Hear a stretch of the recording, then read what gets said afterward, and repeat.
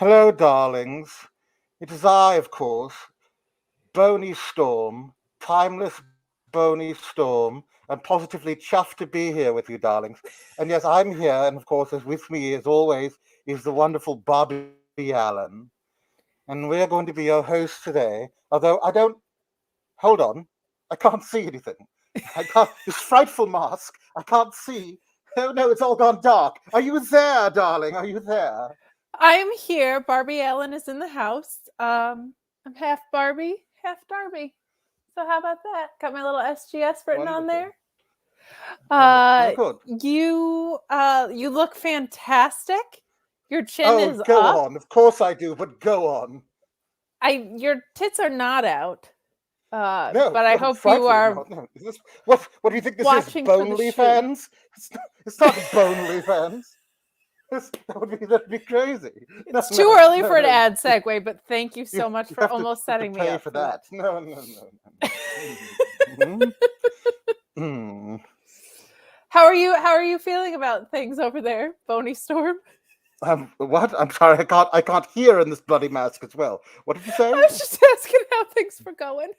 Oh, wonderful, terrible. It's the swings back and forth from second to second, darling. Honestly, I don't know. I could never say.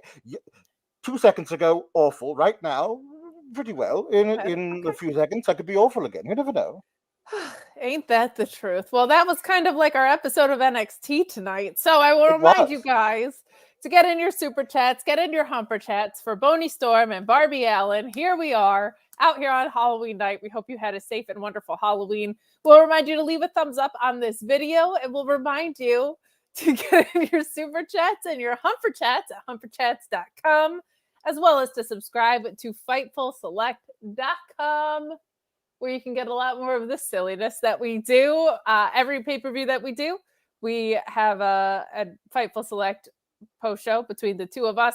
You also get all the scoops in the game that Sean Rossap can bring you, including Drew McIntyre updates, which we got a couple days ago, 2 days ago. Some updates on the Creeds, who we saw tonight, absolutely showing out in a fantastic match with a confusing ending, which was a lot of tonight. There was some great matches, weird booking, and Boney Storm and Barbie Allen are here to talk to you all about it. Fantastic. Well, Wonderful. darling. Fantastic. Um, so yes, of course, we're here. Send in your super chats here at the bottom of the YouTubes, and Yes. also humperchats.com. Mm-hmm. You send in the humper chats there, and we'll read them. And watch for the shoe. Watch for the shoe. I myself am Yes. barefoot now because I'm in my lounging era. Understood. Other than that, Okay. I'm fine. I've been loving your silent films that I've been seeing. I've been going through your Thank you. whole collection. You're Yes. a very talented artist. Yes. So, Well, and for yes, puns, I am, but it is kind of you to say so. yes. We also have our puns here, which you can send in your Halloween puns. Halloween fun. For those of you just joining us, because I see our numbers are going up, people are probably wondering what's happening. We have Boney Storm and Barbie Allen. Barbie, Yes, I'm timeless Boney Storm. we That's love quite that for you. obvious. And of course my co-host is Barbie Allen. That's me. Yes. You can send in your super chats and your humper chats. Our puns will be Halloween puns. But there's also a very special gimmick that we have going tonight, that if you want to send in your favorite candy, should Alex Plavsky show up at some point, I'm sure he will. He will read them in the styling of Dusty Rhodes, as we have wandered back into that impression of late. And it's popped us both tremendously, which means it's on the table for you guys. Fantastic. Good. And I will heave my entire self at somebody by the end of the night. Yes, that's what I do. Just fling yourself headlong into the path of a much larger man and just knock him over. It's just what you do, darling. It is what I do. I'll be coughing, dropping people by the time you know it. Mm-hmm. If I'm this way, I'll talk like this. And if I'm this way, I'll talk like this. Yes. Fantastic. Now, we saw the Creeds, who, I feel like we watched them grow up from does young feel that way. loaves of white bread into large, intimidating authors of plain. And eventually they became champions for far too short of a time. Mhm. And then they lost the titles and never regained them. And we all said boo-hoo because we were very sad about that. And We were. then now last night, yes, we were so tragic about it. Oh no. My wig's falling off. I'm sorry. Wig? What? I thought that was What? your hair. No, you see, when you decompose to such a rate, your hair falls out, darling. So Understood. I've had to go to the store and get myself a wig. I But gotcha. anyway, last night on Raw, we thought was their debut, and they were going to be staying on Raw, but they had a little unfinished business, shall we say, on NXT, and so they had to come back and have a tables, ladders, and scares match with two very attractive young Latin cousins. Of course, I had my very attractive young cousins era about 40 years ago, but I can remember it like it was yesterday. So I understand what they were dealing with. But we Have all you thought, met of our course, friend Linda? Because I feel like you guys would get along. Something tells I me. feel like it's very possible. I wonder if the two of us could ever possibly be in the same place at the same time. I If so, know. I'm sure we would be the best of friends. But now we were just saying that perhaps we thought they might, do the job, as they say, and Sure. go out, as they say, on their backs. Which, of course, I've gone out on my back several times as well. But this is what you do when they leave the territory. You put over the talent that's staying, and then you do. And instead, what they did was demolish their own bodies in a winning effort before hopefully leaving and never coming back. So I'd like to you to tell everybody what you think about this whole thing, and then we can discuss further. Sure. Since this was our opener too, I'll say that I thought the match was fantastic. I thought all four of them were great. Julius Creed, rest in peace, is back. He no longer has one. This was your table ladders and scares match, and you and I both yesterday was like they should probably take it easy tomorrow, meaning today, They should, because yes, obviously they're getting called up to the main roster. obviously. So, and a friend of the show, Bob O'Neill, had tweeted if they have a match longer than tomorrow, meaning today, HBK should be put in jail because these guys are so ready for the main roster. There's such a nice injection to the main roster tag team division. And it doesn't look like that's happening, or they're not going out on their backs, which is weird. I don't know what they're waiting for from these guys, but they should be on the main roster like 6 months ago. They lost a True. loser leaves town match. That's how much they should be on the main roster. But yeah, I thought the match itself was fantastic.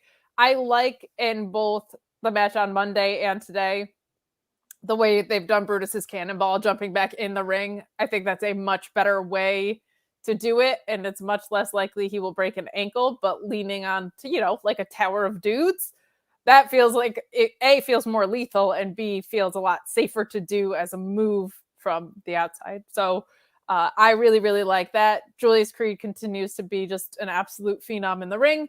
I don't understand how he is physically capable of doing certain things that he does. Some of the seated stuff that he does, where he can just this is almost the same thing Alex Coughlin does, right? Where he picks you up and can suplex you from a seated position is nuts. Today, seeing what he was doing off the ladder and into the ladders was nuts. He is just so strong and so versatile. Someone like that shouldn't be able to do shooting star presses and being able to suplex people from the ground. That's insane. So, but a fantastic match, and not to take anything away from Carrillo and Garza either. They were awesome in this.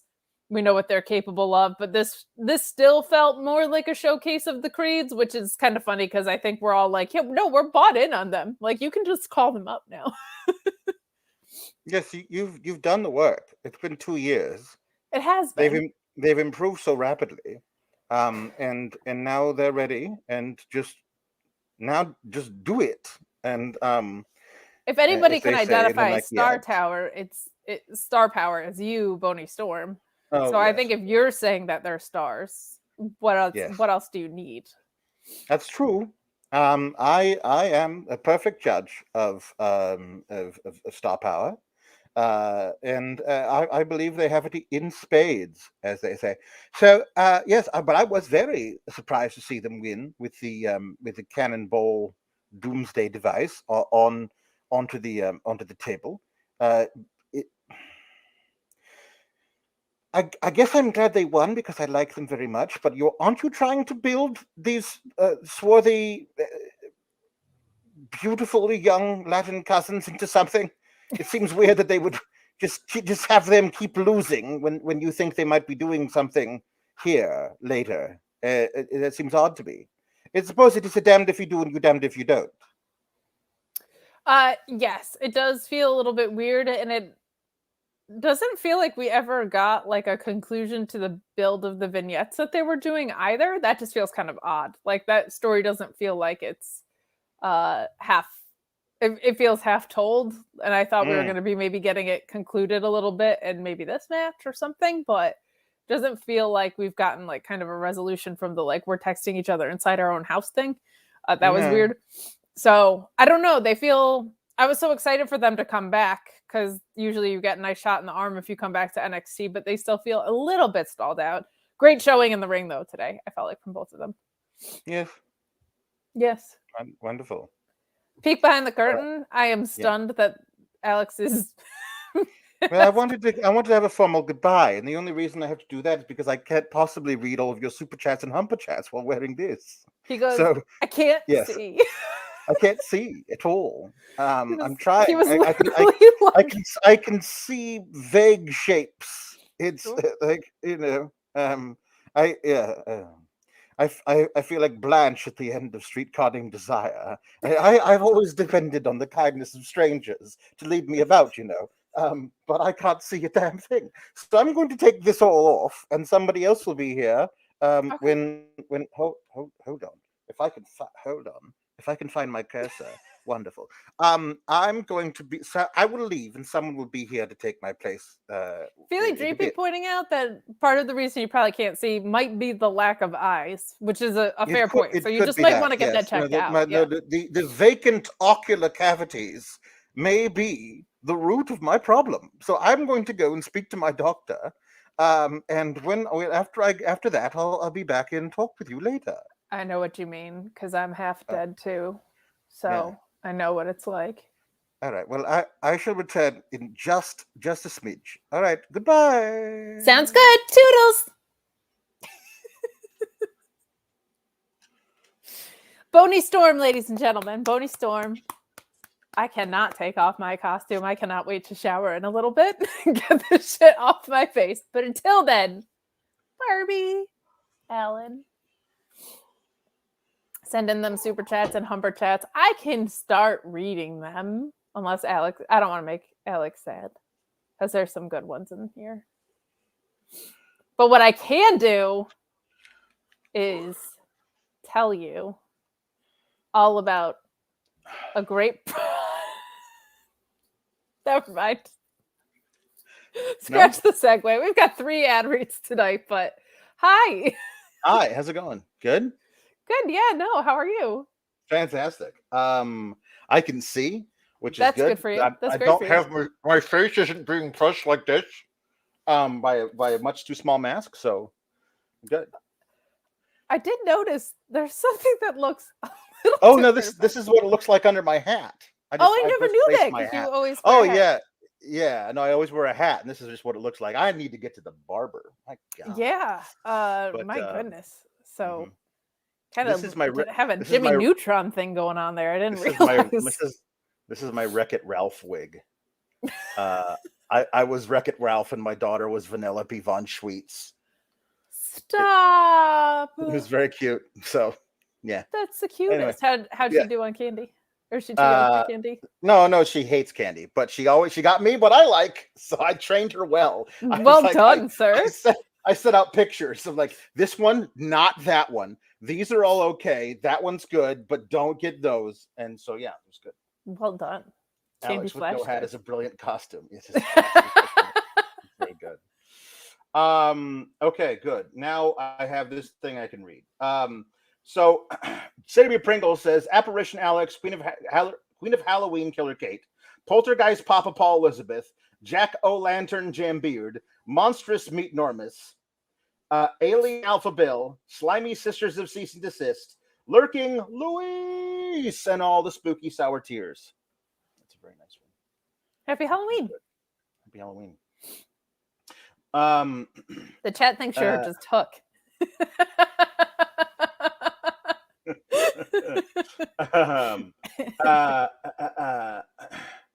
Allie Seuss thinks you're Ricky Rainbow as a young lad before Life of Crime. No. There's a Ricky Rainbow has his own. Ricky Rainbow has his own costume tonight. You'll have to wait for that. So Bobby the Brain says, did you catch how WWE last night was heavily promoting MTV's The Challenge during Raw? The Challenge airs opposite AEW Dynamite on Wednesday nights. Coincidence? No. I did not know that. I did not know that. Coincidence. But not a coincidence. Matthew Hooks says, just got a Gomp job promotion now, SGS. Best day ever. Love that for you. Not a spooky day for you at all. Happy Halloween to Matthew Hooks. Paul Elizabeth says, happy Halloween. Went out for trick-or-treating as Prince J.W. Pringle. Oh. That's nice. That's nice. That's the best. Nice. Okay, I'm serious now, guys. I want all of your candies because on the Sunday night show, we figured we revived a long dead impression that used to be done a lot at the beginning of NXT 2.0, Dusty Rhodes, and realized it's a lot of fun for him to talk about. You don't know about hard candies, brother. It's hard candies. Jolly Ranchers falling from the sky. You don't know about hard candies. So I want you all to tell me your favorite candies, super chat or humble chat them in, and then I will read them at the end of the night as Dusty Rhodes, and it'll be very good. So we got the New Year's Day performing again. I'm assuming that on New Year's Evil we're going to have Halloween H2O band. Something like that. Or maybe like, I don't know, Easter Sunday, a band called Easter Sunday or something will perform. Bobson Dugnut says, can someone explain why the theme song to Halloween Havoc is called Check Notes New Year's Day? The theme song's not called that. The band playing it is called that. And also, can't explain that either. No, I mean, it is a spookier sounding tune. Yes. A little dark. Yes. See, this is good. Twix. See, that's good. You know, these are good. See, this is a really good one. This is so good, Mr. DXZ. I'm giving you a freebie, but just so everybody else can see how good this is. Wreatheth. See how much fun that is? Okay, good. So Corey David says McDonough won on his way out, beat Dragon Lee. Yeah, that was dumb too. Shouldn't do that there's either. Nothing to be gained from winning on your way out. Yeah, it's silly. Julius on Twitter says, "SmackDown, you up?" Julius is trying to have a hot booty call with a TV show. Jeez, with SmackDown, which is on at 8 p.m. Eastern time on Fridays. Sorry to be so controversial. Yeah, he's gonna Netflix and chill with SmackDown. Good for Julius. Get after it, Julius. Hey, let's do a little tour. Have those guys beat people everywhere, all over everywhere. The place. They're great. Orion Ben 666. After tonight, zombie Julius Creed because he is dead. Welcome to the club, Julius. The spot off the ladder off the top rope onto the ladder where like he grazed it on the way down and just tore up his back. Like, why are you taking these bumps? You're getting called up soon. We can all Because see it's that. Tables, ladders, and scares, Alex. But they did do the tables. Let the other team do all the scares. You do the tables and ladders. Well, actually, don't do the ladders because that's what hurt you. It wasn't the scare that hurt him. The gory bomb blockbuster onto the table, that was nuts. Could we not? After the first horrible thing that happened to his back, that like let's power bomb you onto a separate ladder. Yeah, that was a lot, but it was great. I think actually what he's doing is he wanted to go tonight for Halloween as Seth Rollins, who is a man with a broken back. That is very true, but working at a breakneck pace. Yeah, that's good. Okay. The spooky witches are back. They were like they are. They took over the show. They took over, which I did not think they were going to do, but cool. But I liked that they were like, "There's a problem on the other side," they said to Shotzi. Who was Shotzi dressed as? Was it? It was what's it called? Pennywise, right? She was Pennywise from It, like a sexy Pennywise from It, was she not? Sure, yeah. I think so. Right. And Scarlet was just dressed up as Scarlet on a regular episode of SmackDown, which she had the Marie Antoinette thing, and I think she would like went all out doing that one, and Shotzi brought 4 costumes, and she was like, I guess I could just wear my regular gear. I guess that's spooky enough. Yes, since I'm a witch all the time. But so that they were like the spooky witches were like something's going wrong on the nether dimension. You should go and take care of that. We'll hoard down the fort here, and they did. So I was very glad to see them at least mixed up in the Halloween picture because they've been largely ignored, and they are the spooky Scottish witches who can turn into a speaker or water bottle at any given time. Yeah. But very nice to see them here. And they did it's fun. Like, I love the cheesy stuff for Halloween. I don't like it the rest of the year usually, but for Halloween Havoc Part 2, I'm okay. Yeah. I'm trying to remember all the times that the spooky Scottish witches, whenever they were there, but they were all different, always different things. Poison Ivy and Harley Quinn. They were Chucky and whatever the hell the character is that. That's right. Yeah. Jennifer Tilly plays, I think, or was that was like the Bride of Chucky? That's who she was. Bride of Chucky and Chucky, and then Maleficent and I don't know. But no, they were all cool costumes. Good for them. Yeah. Orion Ben though says we finally get spooky witches, and Mirror Alex wasn't there to see it. I know. I hope somebody texted him like, "Tune in, bro. Spooky Scottish witches are on the TV. It's your favorites." Yeah.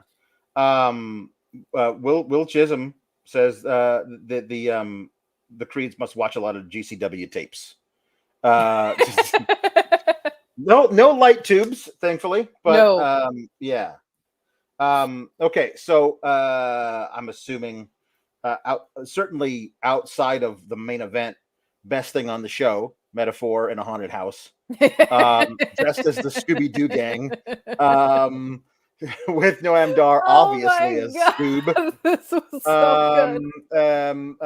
Ora Mensa as Shaggy, Lash as Velma in an upset, and Jakara Jackson as Daphne was great.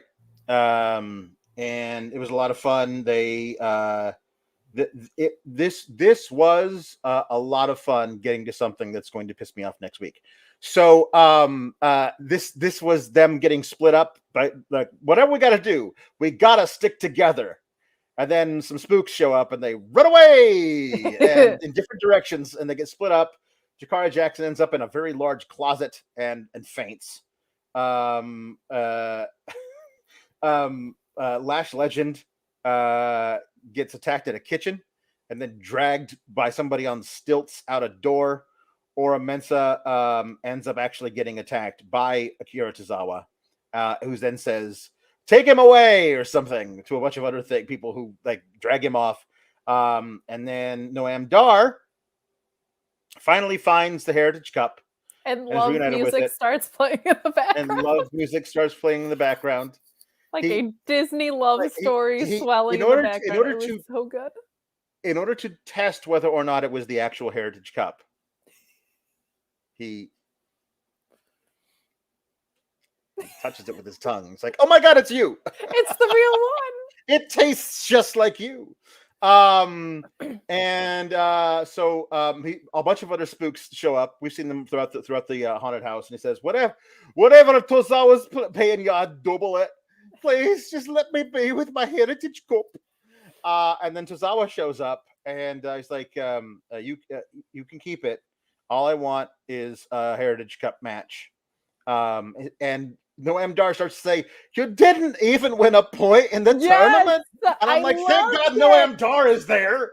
Telling how it is. Paying attention. Yeah. No. Okay, you can have a Heritage Cup match next week. And I'm like, okay, great. So 24 hours after I see Akira Tozawa murdered where he stands by Shinsuke Nakamura, I'm going to watch him have a championship match the next night versus Noam Dar.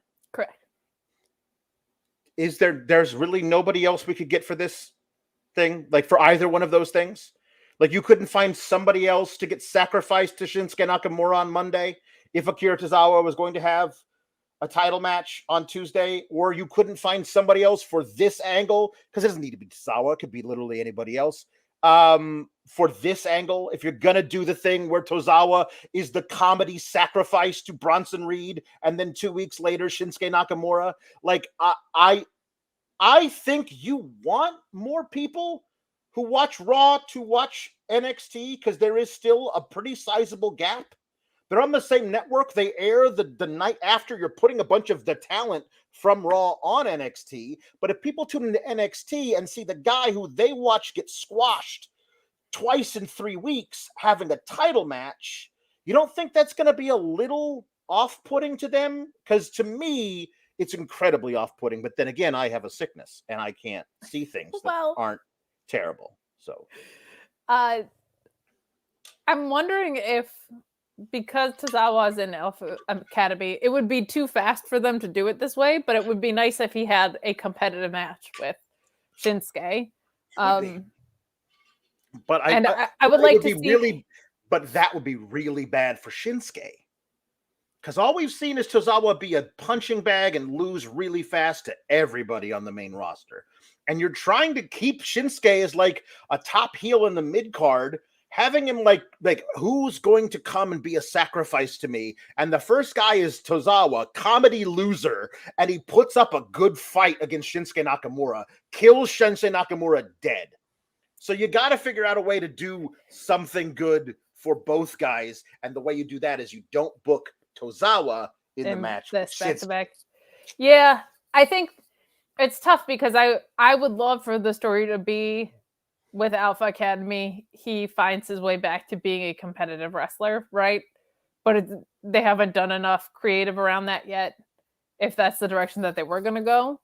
But I'm with you. I really, okay, so obviously I want to be in the Meta 4. I want to be the Meta 5. Of course. Yeah. Here I could have been Fred. I would have made a great Fred. I was laughing so hard. Noam Dar has such great comedic timing in this. Oh, he's great. He's just fantastic. And when he went from, you didn't even have a point, to, it's fine, just give me the cup, you can have your match. Like, him treating the Heritage Cup both times that he's physically lost it, but not lost it in a match, as like the most prized possession is so much fun. Sure. But yeah, I understand your booking kind of complaint concern. They do definitely still operate in two different worlds. We're going to talk about that with Dominik later, with how they're presented on NXT versus the main roster. So it is a little bit of a frustration if you do follow both products. Tozawa's is probably the most stark in that regard. So that's going to be like the fact he was even in the Heritage Cup, even though he was there mostly to job out, versus just the silliest guy in the world on the main roster, are inherently two different people, right? So yeah, I'm with you. Yeah, it's The one thing that makes it that lessens my rage is Noam Dar. You didn't even get 1 point in the tournament. So good. Like, which is honestly, I mean, he's not wrong at all. He's exactly right. Luis saying that he thought he cited Danny Birch in one of the hoods that Mensa was attacked by a bunch of druids. Oh, so, yeah, I don't know, maybe. So is this the signal that Joe Gacy is deathmatch Joe Gacy and no longer spooky Joe Gacy? He's got the septum ring. He's got that. That's kind of seems kind of deathmatchy. He seems I don't know. He just seems like that, but it was like it says, is it me? Am I the problem? Yes, you're the problem. It's you. But they says maybe the rest of you seem find to live on strings, but I've got no strings on. Are you Taylor Swift or are you Pinocchio? Because you can only be one of those things. We're not doing another Nikita Lyons where you're 12 different gimmicks at once. You cannot be both Taylor Swift, you're the problem, it's you, and you've got no strings on you, Pinocchio. You got pick one. Joe. He could just be pop music though, because he could be NSYNC. You want it? Here's my heart. No strings attached. But he has this thing where he gets older, but just never wiser. You know what I mean? Yeah. Midnights come as afternoons. So that's what I think. Mm-hmm. I'm at least excited that they seem to be doing something new with him and refreshed, whatever it's going to be. Yeah. I'm just glad they're utilizing this guy and that they wiped the slate clean from the stuff that hasn't been working. Mm-hmm. Does make me wonder what's going to become of Ava. Yeah. So we'll see what her track ends up being. She definitely needs some. She was recruited into the bloodline. Everybody saw it in that one episode. She's obviously the next person of the bloodline. Well, obviously, if there's anything we know, it's that they're incredibly consistent with things like that. True. So. It is true. It is true. I'm willing to give Joe Gacy some leeway to have a new gimmick, because the one that if this is trying to repackage him, good, because this continues back to the original packaging, and that was bad. The package arrived damaged, and you should probably have sent it back, but you waited too long, and the return date passed, and you can't. It's been way longer than 90 days, so you cannot return it, even though the package was damaged when it got. Well, the thing is, Alex, you have been a hater of this, and the haters are going to hate. You know, well, that's true. That is. So Joe Gacy's just got to shake it off, come up with something new, and hopefully pop Jeremy Lambert in the process and the C scales. Yeah, it's a love story, baby. Just say yes. Other songs, I guess. Just other songs. Other songs. So Tiffany Stratton versus Fallon Henley versus the Horse Girl didn't happen. No, it did not. Mackenzie Mitchell just blatantly trying to get a rise out of Tiffany, like in the meanest way possible. Like, everyone's talking about how great an impression Tiffany's that Fallon Henley did of you. Look at it. I know it makes you crazy. Look at it. And I'm like, that's traumatizing. If you know it makes Tiffany Stratton crazy, forcing her to look at it is kind of mean. I didn't like it at all. No, yeah. I thought it was fine. Yeah, that explains why you, Tiffany Stratton, decided to figure 4 Fallon Henley to death. I've seen people get put in, in the figure 4 around the ring post several dozen, 100 times, and I've never seen it end the match before it starts. So she's really good at doing that, I guess. I think it definitely feels like if she gets called up to the roster anytime soon, there'll be a Charlotte Flair match there, right? Like, that certainly felt like hint. But I did love Tiffany Stratton just going, to Mackenzie Mitchell. She's like, fine. So that gets extended. So, it does extend my feud with the Horse Girl. Right. I think I'm gonna win. This isn't the best use of me. Let's hope. I'm looking at everything that Triple H is trying to do on the main roster with women, like putting them all on screen all the time. And I'm like, wow, you have a lot of women on that roster. Like, I forgot about how many you have, and you don't have enough room. So had they for all of like them to 6 do months. right. Yeah.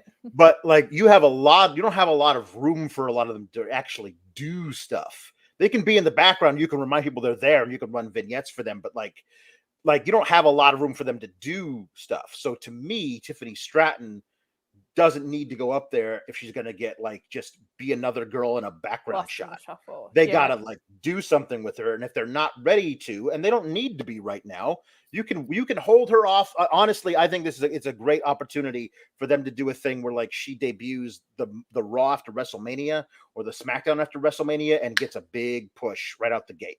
Like let that reset happen. And then go. The worst thing I would want her to do is like have a come into the Royal Rumble, eliminate somebody, get eliminated after 4 minutes, and then like do nothing and not be on the Mania card. Like I would like her to be something important. So I think maybe waiting for a while would be the best thing. And they've got this Iron Survivor match coming up, and I think she should win that. I think I should win it too because it is Tiffy time all the time. And I agree with you about going up to the main roster. I think I could be really fun in a tag team if they did choose to do something with me on the main roster. But I'm a star. Yeah.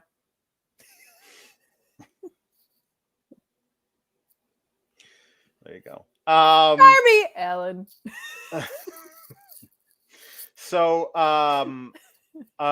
yes. The other thing about it is that apparently Booker T, who was just uniformly awful today, has been thinking this whole time that Tiffany Stratton has been calling it the tippy top. Because he was like, Fallon Henley just found out what it was like to go to the tippy. I said the tippy top.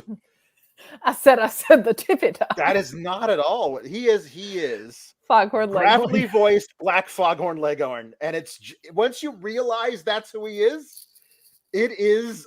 Yes, I said, oh yes. Like that's basically who he is. It's too much. He was. I thought Vic Joseph, on the other hand, had a great night. And it is so, I was like, man, imagine if this guy on commentary was not held back by Booker T, particularly in the main event. It was like, so if you look real close, when you hear Booker say those crazy things, and you can see them both there on the shot, like his eyes narrow ever so slightly. Like you can tell he just has this horror. Like he's going to start really twitching at some point. He's just really twitching. Alex, even Riccaboni was a free agent. Yeah. Come on. Yeah. They had Nigel McGuinness in their employ. They did. Oh did. Boy. Somebody else they have in their employ is Dominic Mysterio, who beats Nathan Frazer. And there was a point before the first commercial where Nathan Frazer was just doing his thing where like he's running the ropes, but not actually coming anywhere near you and doing 90-degree turns all over the place. Yes. And Dominik's flailing all over the place. And he gets knocked out of the ring and he goes to Rhea Ripley. He's too fast. And it's like, yes, it's the first smart thing you've ever said. And then Rhea goes, doesn't matter if he's fast. You're dirty dumb. I was like, Rhea, come on. Don't gas up the poor boy with ridiculous like catchphrases. That man in there is far too fast for him. Give him some tips. Yeah. Like when have you ever wrestled a woman that was much faster than you were? Try and help him. This poor boy has no idea how to wrestle. He's in there with a man who moves at light speed. Help him. Don't just repeat his terrible nickname to him. Help the boy. He is getting better, I will say. And he's definitely much better when he's in there with an opponent. Like, that's one of the best wrestlers in the world. I think it's just a shame that his push was so astronomically ahead of his ability. And it shows up in things like this. Like, this guy just shouldn't be champion, and he shouldn't be this champion if he's going to be a champion. But this was fine. I thought Nathan Frazer did a good job of controlling the fact that he's much faster than Dominik. I would just, every time he's in the ring with someone, my distaste for him aside, I just wish the other guy had the title, because they're all people I would love to see a Nathan Frazer title reign. I would love to have seen a Dragon Lee title reign. They're obviously doing stuff with him on the main now, but everybody that he's faced, I'm like, I want you to lose, not only because I can't stand Dom, but I'm like, I want to see what that guy can do with this title. Mm-hmm. So I just don't know what we're going to hand it off to, or when, or what the motivation's going to be to have Dom drop it. Right. Yeah. But this happened. I was putting glitter on my face. Who's going to beat Dom for the title? I truly have no idea. I mean, Wes. Maybe what Wes gets it back. What are they doing with Wes? Like, well, he showed up tonight after Nathan Frazer lost. He showed up and he beat up Dominik and took the title, and was, as far as I know, was still in possession of it. Yeah, but like, he left. He left. Yeah, no, he left, and there was no what do you call it? Follow up to that, and it does not appear as though that changed anything for him. He was kind of heelish in his last match with Carmelo, because he was just so pissed off about everything. But he got, the title was stolen in that match with Dominik. And he wants it back like that. I guess that makes sense. But that was also, he left under the Vince McMahon era, right? So, and never got used on the main roster. So maybe Triple H just said, like, we're figuring shit out already on the main roster. We don't need to complicate it with adding. He taped a match for main event last night. So they're trying him out for the main roster. So maybe we do that. Ricochet still wants another shot at Dom. Maybe this leads to my Wesley and Ricochet tag team I booked 2 years ago. I still like that idea. So that could be good. Ali was probably going to beat Dominik, though he might have also lost it back to Dominik by now. The one of those things that that I don't think because so much other shit has happened since then. One of those weird ass things that Shawn Michaels just decided to do. Trick Williams beating Dominik at No Mercy, like not even supposed to be in the match, got in the match, won the title, and then 2 days later lost it. And now Trick has no interest in getting that title back because he's doing a thing with somebody else, which we're going to talk about. But like that, why Dominik had to lose it if he was just going to get it right back, because it didn't really do anything with Trick. Could have, I guess, that taste of gold propelled him into this current storyline, but like, I don't know. I mean, so what we do know is that there was a report that they had plans for Mustafa Ali through like next April, right? So to me, that read he was going to have a long North American title reign, probably up until Stand and Deliver. That all happened extremely quickly. When it was like releases, a week went by, and then we found out Triple H was back in power, right? Like that all happened so fast that I'm wondering if they just didn't know what to do, which is a rare case where I'm kind of like, well, I get it, because you had talent that was released that you were literally planning creative for. That was the same with Dana Brooke. Yeah. So they were like probably in this weird space of like, we were gonna have him lose anyway. We might as well do this thing with Trick. Like I kind of get the booking being waffling around that. I just don't know. I will say this match isn't one thing that's better about Dom in NXT than anywhere else is like there's times where he doesn't have, there's been times where he has had, but like there's times where not everybody interferes on his behalf. So he's actually, even when he's cheating, he's at least like wrestling, quote unquote, like a champion, which is better presentation wise, but it's just, I don't know who beats him. Like he could lose it next week. He could lose it at WrestleMania weekend, and I wouldn't be surprised by either scenario, kind of, because there's just this bigger thing at play with Judgment Day. My guess is by the end of the year, he'll drop it, because I think you're going to see the Judgment Day stuff kind of implode sooner than later. Well, I don't think he'll be carrying it when he has a hair versus mask match with his father at WrestleMania. Yeah. I don't think he'll be carrying the title by WrestleMania, but I don't know how far along he's going to keep it. If Damian Priest cashes in this at the Saudi Arabia pay-per-view, I would guess he would drop it sooner than later, because I think it's going to be chaos and Judgment Day, right? Yeah, sure. But I'll tell you what, Alex. What? If you feel like your little stable is imploding, okay? If you feel like everything's caving in and you wish that wasn't the case, if everything is suddenly collapsing on you with your leader and its minions, well, darn it. If what's in your trick-or-treat bag isn't Bluechew to help you out, I don't know what is. Is your sex life stuck in developmental? Well, get ready for a call-up with Bluechew.com and the code Fightful. Same active ingredients as Viagra and Cialis, but how about this? No awkward in-person visits, no trips to the pharmacy. It ships straight to your door in a discreet package.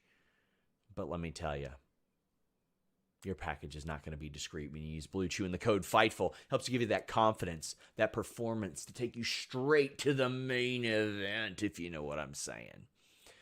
When approved online by one of our physicians, it just arrives straight to your door.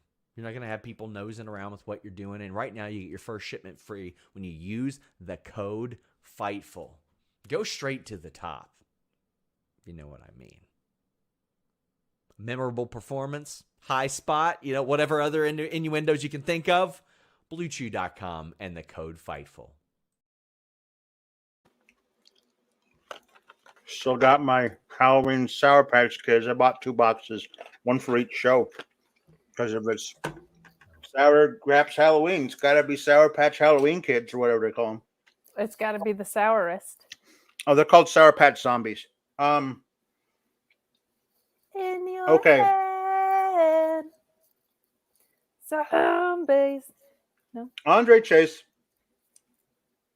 and Drew Cutson are backstage.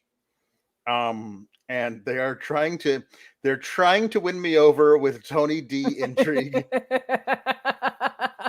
Damn you. It might work. Tony D comes up and we're like, hey, you owe us. We want our shot. And under his, yes, sir, of course, sir. And they're like, what do you mean, sir? Shut up. Whatever you say, sir, I understand. Like, I will get it taken care of, sir. You will get your rematch, sir. And I was like, did you pay them to throw the match? Did they bet on you to win? So they made a bunch of money, but they want their titles back. I don't, how did this work? Were you supposed to throw the match, but you didn't? Like, what's the whole, in the 5th, your ass goes down, but your ass didn't go down? Like, what is the thing? Because you found my weakness. They found my weakness, Kate. My weakness is Tony D intrigue shit. And I am very intrigued by this Tony D stuff. As you should be. This is fun. This is really, really fun. And it's also what we've been kind of beating the drum of the entire time, right? Like, with having the numbers have to play out one way or the other of Tony D, and Tony D having a mob family-ish has to have somebody that he's trying to absorb or be absorbed into. So Dreepy and Cepha have the same fantastic idea. Chase you was a money laundering scam for Tony D. I wonder if the family are funding this clearly phony university. I love that idea. Great. Yes. Listen, I can make one call to the Federal Bureau of Education and get this whole place closed down. That would rule. Please let that be the thing. Because if you're not going to really use the tag team titles to be anything, if you're calling up the Crees and you don't even know what the hell you're doing with Angel and Humberto, and Gallus boys, I guess, are there. But like, is that literally it? Oh, and Out the Mud. Like, I mean, like, I is that literally the whole tag team division right now? Because maybe this is a lean time for the tag division if you're going to call up the Creeds. And so you're going to just do, I know Gallus boys are there. Maybe that's about it. So if that's all we're doing, then maybe this is the time to do something silly and storyline based with the tag titles as opposed to, like, you know, work rate stuff. So it could be a really fun way to also get them back to Tony D. Like that I don't mind. If you flip it to Chase U to advance things and then throw it back to them, that could be really, really fun if you're gonna go down this like mob scheme rabbit hole. I have thing. to find this section, Sepha. This is great. I gotta find this. Tony D said it was nice to see Andre Chase under better circumstances, or something like that. And this week they're owed something. Maybe Andre Chase has a sordid past, and Tony D is blackmailing him. Maybe that's it. This is gonna go from being your least favorite thing on the show to your might be. absolute favorite thing on the show. And all you gotta do is have Tony D do mob stuff, and I'm in. You're so in. I am a simple man with simple pleasures, and the simplest of the pleasures, the most pleasurable of the simples, is absolutely mob intrigue. Give it to me. It's even better with this wig on. Oh, it's good. I'm gonna wreck it. So it's hair-raising entertainment. So Andre tells Jacy Jayne they're gonna have their match versus the tag champs, but they have to win it. They have to do it right. You're gonna win it the right way. Come on now. So that's gonna happen. And so Mr. Stone and Bron Breakker have their match. It's not as brutal as it should have been. Yeah. But it was short, and Mr. Stone didn't really do anything to him, so that's good. That's a good little squash. He broke him literally in half, and that's good. But Von Wagner's music played, and I don't care. He was going to do the same thing to Robert Stone as he did to Von Wagner, and then Von Wagner's music played, and he came out wearing a gauze do-rag, and I howled. The whole time, Vic Joseph being like, "How dare you, Booker T, laugh at this? You laugh at a horrible thing that happened." But obviously, Mr. Stone is traumatized. The entire audience is traumatized. I'm traumatized. It was no laughing matter. And I was like, Vic, I cackled for 5 straight minutes. It was the funniest thing I've ever seen in my life. The funniest thing I've ever seen in wrestling was Bron Breakker murdering him with the stairs. That was the funniest fucking thing. Him getting revenge by leaving the hospital, but just a little too late. Like, if he was there the whole time, why didn't he stop Bron Breakker from beating up Robert Stone during the match? Did he just walk through the door?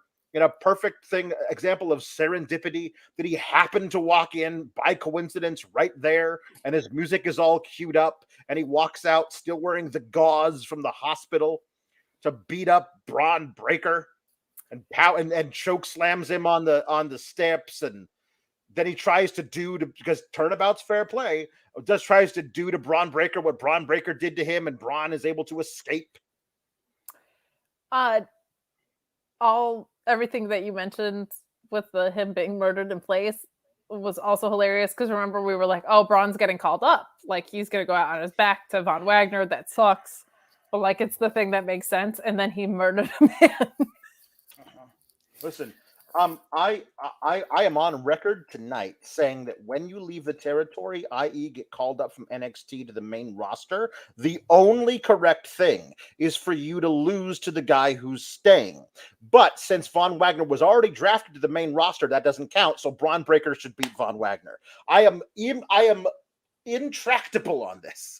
There is no scenario on Earth in any multiverse, any branch of the branching multiverse, where Bron Breakker should be booked to lose to Von Wagner in a gauze do-rag. That should never, ever happen.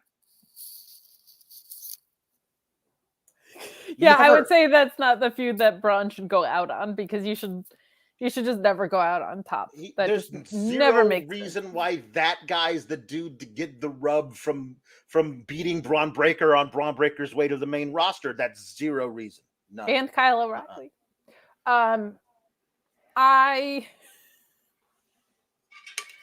I've never cared about Robert Stone because he only manages losers. But I've never cared about Von Wagner because he's terrible. I am nervous that laughing at how bad this is going to turn me on it.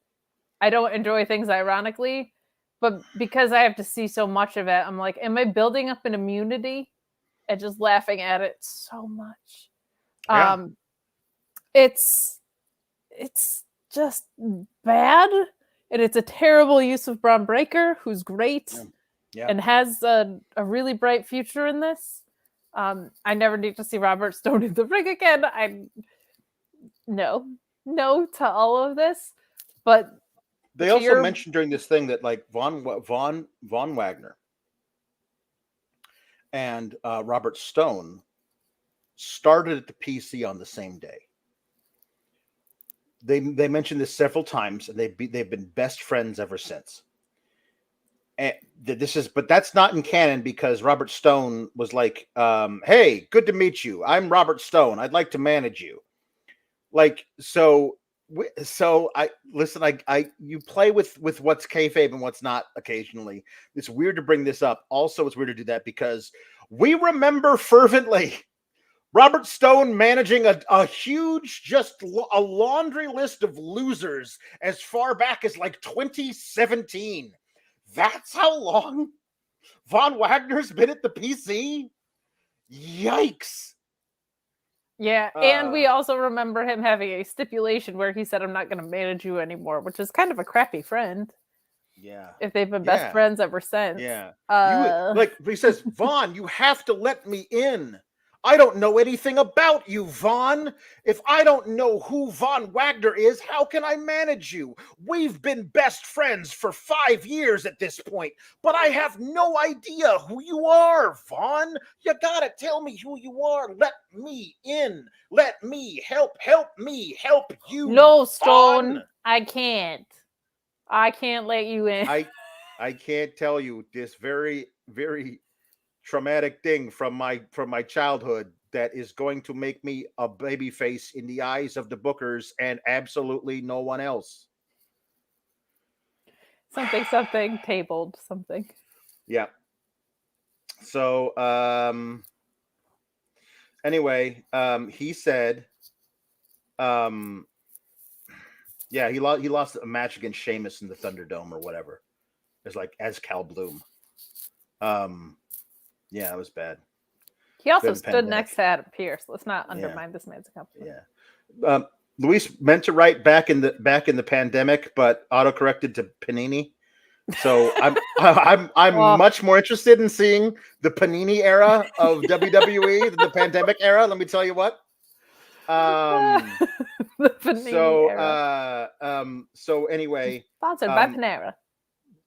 Von Wagner wants a match. You get me the match, and Robert Stone's like, I won't do it. Look, you're obviously not ready to have a match because, like, after he hit Bron at one point, he was like, "Oh, I'm very woozy. Look how woozy I am. You can tell I'm woozy from the gauze do-rag I'm wearing."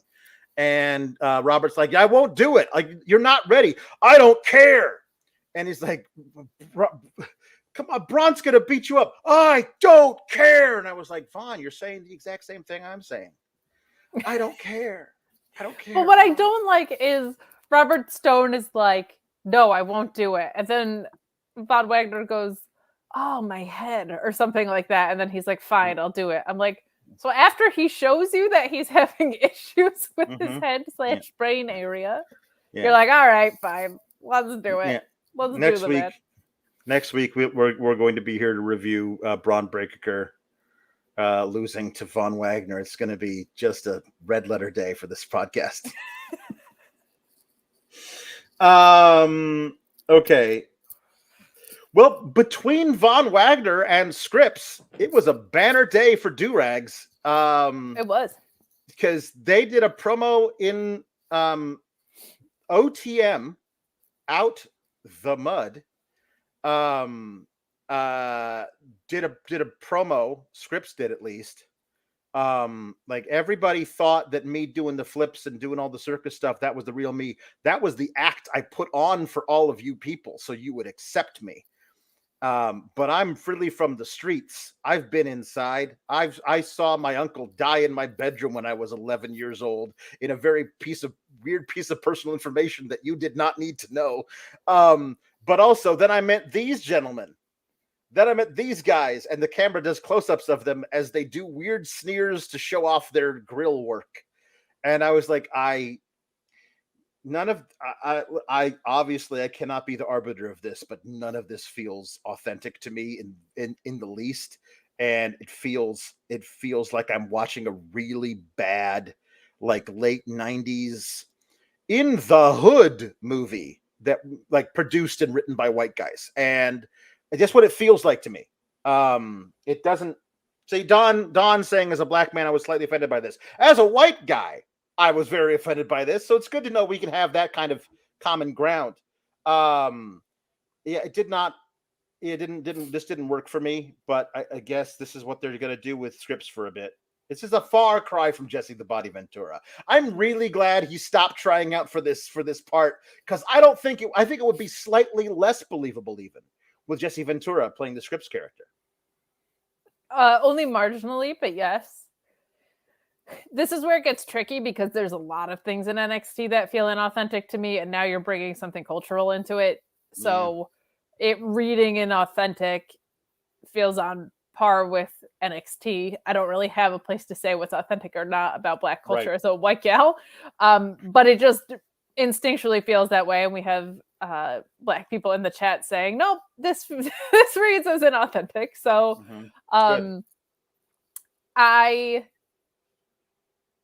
the Scripps thing is tough, because it's not like there was a slight change. He went from a sommelier to acrobat to luchador with a voice filter thing, reading poems at an answering machine to this. So it's the kind of classic WWE issue when it's like, when you're a heel versus a face, you're completely different people, which is not my favorite presentation of wrestling at all. Like, it feels so much more organic when people turn heel and face just from booking or slight adjustments in how they perceive things that feel like real human beings. So not my favorite, but yeah, we'll see where it goes. Yeah. Anyway, Bizarro Big L says Frankensteiner Bros. That's pretty good. That's good. That's good. Do you want to do some puns? Yeah, we're doing some puns. Here for the puns, says Bizarro Big L. Kate, I heard the wisdom of Grapsody and went to Collision. I had MJF run in front of me and can say you will enjoy ROH for run reason, Dalton Castle. As the Sasquatch in the second row, why they ask for fire? It's New England. I don't know. I'm not sure what that is. I think we'll find out on Thursday. I think we'll find. Okay. T Electric Mayhem says, "Oh, I'm going to read all of these as Dusty Rhodes because no one's sending any candy puns. I'm going to do my Dusty voice." Okay. Silent Night, LA Night, Deadly Dennis Night, the House of Black Phillip, Faith Turn of Death, King of the Ringu, there's the Ringu, King of the Ringu. That Japanese lady who comes out of the TV when you're watching the VHSs. 7 days. You get on the phone, you say 7 days. That's the Ringu. I remember that movie. That was while I was still alive. Meet Norma says Ilja drag him off to hell, and Trick or Treat Williams. I love Trick or Treat Williams. Great. Very good. Mark says the call is coming from inside the House of Black. T-Electric Mayhem said Dr. Wagner Jr.'s monster. Jason X Division, the House of 1,000 Holds, Josh Cabin in the Woods, and Jay Driller Killer Daddy. Nice. True Infamous says Bobby Swedish Fish.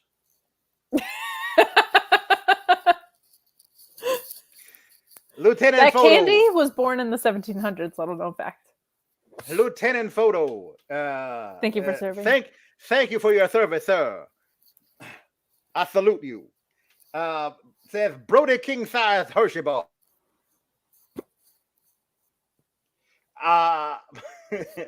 It's all for you, Damian Priest. From Mark Adamick. Ian R says self-serving punk. Alien Riccaboni. And also Cemetery Taylor.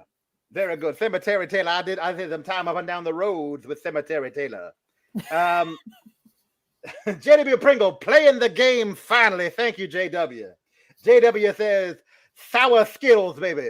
Sour Skittles are my favorite kind of Skittle because we're here on the SourGraps show. Sour Skittles. Sorry. I love it so much I can't stop. Meet Norman says an unfinished story. An American Nightmare Before Christmas featuring the adversity of Boney Rhodes. I should have been Boney Rhodes. That would have been funny. Boney Rhodes is a good one. True Infamous says, check right into the SmackDown Hotel Transylvania. It's really good. True Infamous says, Bronco Ghostbusters. Ghostbusters is a really hard one for me to say. That was a tough one. When I went to the movie theater and I said, give me 3 tickets for Ghostbusters. It was me and my 2 boys. We were going to see Ghostbusters together. It's a tough one. Oh my God. Thank you. Okay. I'm going to leave a few of those for later because that was fun. Okay. Matthew Plus says Katie has never looked so good. Thank you. Who is Al dressed as? It's just me without the hat. You just put on the hat. It's just me without the hat. You look like Kyle in South Park. That's true. That's that. No, that's who I am too. So this really weird Lexus King interview. Yeah, we gotta talk about this. What if only you're going to see what I'm going to do next or what I've already done. What do you mean? That's for you to find out. Like everybody else, you're going to have to wait and see. Hey, don't go so fast, darling. Stay here. Have a candy. Like engaged to be married to the lead announcer. Have you never been introduced to? Because she's engaged to be married to the lead announcer. This is a weird thing. He was very, very odd. He was like some sort of loose cannon. He's also a terrible interview. Like every question she tried to ask, he was like, "Wait and see." I'm not going to tell Sean to interview him. Yeah. Got no information from this. It was not the best, but I guess we'll have to wait and see what he's going to do next. We got Chelsea Green and Piper Niven defeating Thea Hale and Jacy Jayne via stupid, lazy distraction finish. But at least I'm glad that the team retained, so that's good. Yes. Thea Hale, she was wearing some kind of costume to the ring. She has like a cat nose, I think, painted on. Jacy Jayne went as Jacy Jayne from Halloween Havoc 2021, which is just the same fucking gear she wore when she was in Toxic Attraction. I guess is her costume now. So, yeah. This is the last time she was in a tag team. Maybe it was supposed to be like a little perhaps throwback to that. Thea Hale going with the Mean Girls technique of just being an animal. Mm-hmm. Yeah, distraction finishes are annoying. Not nearly as annoying as what we got at the end of the show, which we all knew was coming. But yeah, Chelsea and Piper have been killing it this week. They're a lot of fun. Great. Just felt empty not to have her in the Spooky Scottish Witches, though, or them in the Spooky Scottish Witches. Just felt like of all the nights, should have been them for the tag titles. Yeah. But decent enough little match. Right. And then after they won with because Jayne was going for Andre Chase's tag title to like I guess hit Chelsea with it, and went for it, but then Andre Chase picks up and was like, no, you can't. That's bad and wrong. Got to do it the right way, Jacy. And Jacy's like, come on. But I'm a heel. And then, Chelsea Green, not realizing that standing with your back to Chelsea Green is a fantastic way to have for her to do her finisher to you. So this is it. You have to literally stand there with your arms out, like in this position, like a "what are you doing, Mr. Chase" position, in order for her to start doing her finisher to you. And you walked right into it or stood right into it for a very long time, for at least for Mississippi. You were standing there in prime position to get finishered, and then you got finishered. Go figure. So is getting finishered like getting finished? Yeah. Is that kind of like being a walk behind her instead of a follower? Yeah. Ace Shock says Andre Chase is a rule follower. He is a rule walk behind her. Thank you very much, Cody Rhodes. We like rules here. We like rules. We like pure rules. We like time limits. Yep. Mm-hmm. Yes. Big fan. Fun. But anyway, the spooky witches were watching as Chucky and Mrs. Chucky from the Raven's Nest, which freaked out Chelsea Green. Piper was some kind of irritated at it. But then the wheel that makes the deal started spinning by itself. And I was like, are we going to get like a November gimmick match next week? And no, the wheel just kept spinning. So they left. So this is going to be followed up on SmackDown. I'm guessing. Yeah, that'll probably be the move. I hope. I would love it if on SmackDown the wheel was still spinning and finally came to a stop. Mm-hmm. Like it was just spinning for days. A Dia de los Muertos death match on SmackDown, please. From Luis. Isla Dawn could not be less Mexican if there was a possibility. Like, that's not possible. Nor could any of those women, I believe. But I do not believe that it's been taped, so I don't think I saw that in the. Oh, that's right. Yeah. I forgot it was maybe a double ep. Yeah. We'll see. Look, it's spooky. I'm grasping at straws. Yes, Luis, I know. We're all grasping at straws, hoping that the spooky witches will have something to do because they're so spooky. We do this with our hands, and sometimes we're water bottles, and sometimes we're towels, but you'll never know. I do love them so much, and I wish I could do their voices more, but they're not on TV. I know, and this was their time. This was their time. Lola Vice defeated Kelani Jordan because Lyra Valkyrie needs somebody to beat once before she has her life ended by Jade Cargill. That is correct. Unless she doesn't, because there was no mention of Jade Cargill. No, she did not get out of a car today. Like, she didn't get out of a car, but like they didn't even. They did a really cool little like thing with Lyra Valkyrie doing media on Irish TV. Yeah. And they had a really cool moment with her and Becky backstage after the match. Becky was like, I knew it had to be somebody who had the drive and the passion and somebody who was never going to whatever. And I'm so happy it was you. And there was a nice hug. That was a really cool thing. But at any point in there, if the plan was Jade Cargill, you would have had a reference to it or like shown her having watched or had a camera on her when Lyra Valkyrie won and had her sitting up there doing this. Like, if that was the plan, I still don't.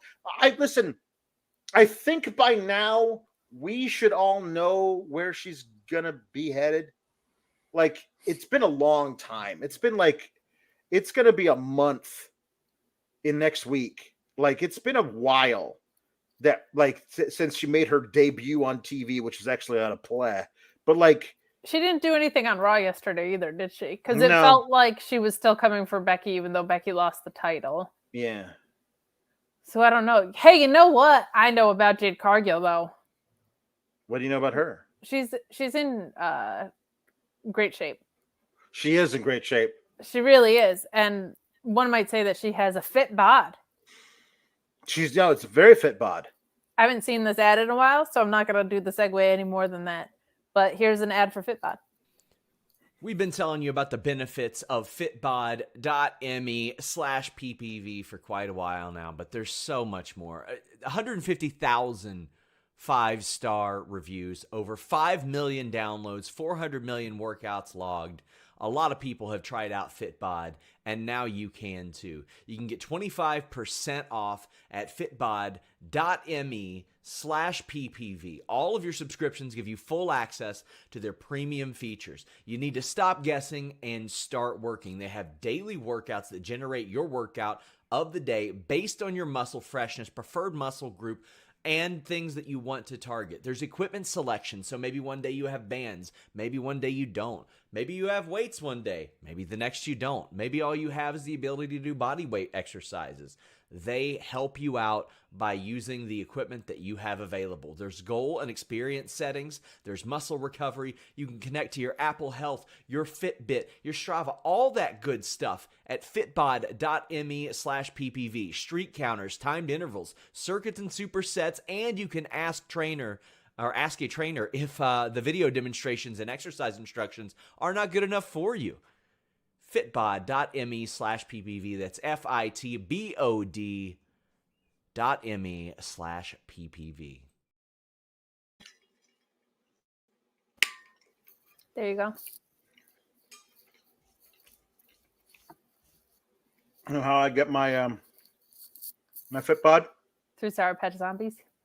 I was eating lots of Sour Patch Zombies late at night. That's how I get my Fitbod. That's what's up.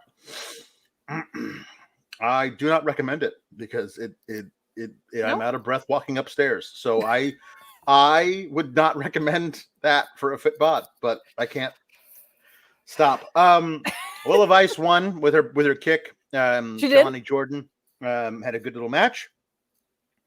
Once Lyra won the match, the title from Becky, this could not end any other way. I thought they might have done a thing with Kelani versus Becky and kind of like, hey, all right, rookie, prove it. And then Becky gives her the best match she'll ever have in her entire career. I thought that was a possibility, but not with Lyra. So it doesn't make any sense to do it that way if it's Lyra. So I have no problem with this. There are a few too many. Oh, something I'm looking at costs me the match finishes. I challenge Shawn Michaels to go 1 week with none. Yeah, that's never going to happen. You know what? You know what? 1 month with only 2. That means you can use it when you need to. I think you needed to in the final match of the night because that's the story you're telling. I don't think it was necessary with Jacy, and I don't think it was necessary here. But if he goes a whole month, I will not call him the horrible booking kid for the entire following month. Mm-hmm.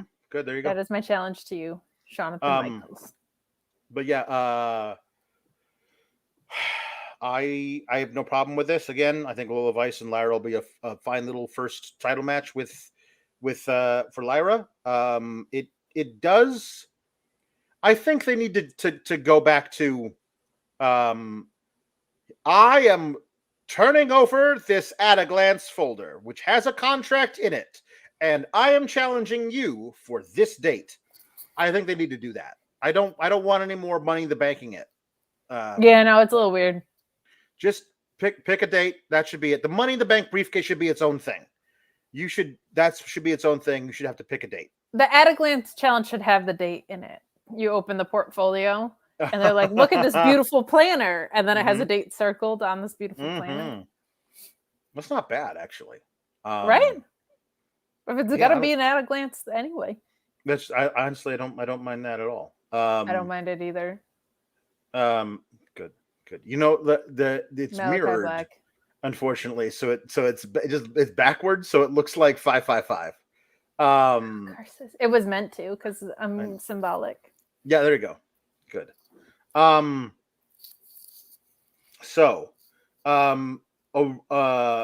Orion Ben says, and this is the truth. Red-Eye Dragunov means we get in a banger. When Dragunov puts in the red contacts, It's going up a notch. Undisputed. However, it is one of those things where, because I know the pace and what they do, their style, their patterns of booking, I know when the main event big time title match, particularly between two guys who I know are going to turn in an amazing final stretch, that I can literally walk into the kitchen and have the TV on in the living room through the first 2 commercial breaks, and make my daughter's lunch for tomorrow, and empty the dishwasher, and just and clean, like just run a little Lysol over the countertops, doing my part as a house husband, trying to keep the place tidy. But I know I'm not going to miss anything. And then when the commercial break starts for the second one, I'll wander back over there. And that was the case this time. They always save the crazy, awesome, great stuff that they're really telling the story for the last thing. And I don't know. That's how TV matches work. But it is kind of a thing that I know I'm not going to miss anything, and I didn't. This But did the stuff have that happened at the end was amazing. It did ramp up that same way, but they did. I felt like the pacing of this one was a little different in that I think they came out of the gate really hard hitting, and then the middle kind of lulled a little bit and then picked back up. If I'm thinking of kind of how things were sequenced right, like they beat them out of each other in the beginning, which was refreshing and kind of like an Ilja Dragunov hallmark. I think I felt like the story of Ilja, like going into this, he was saying he's not going to be focused enough, right?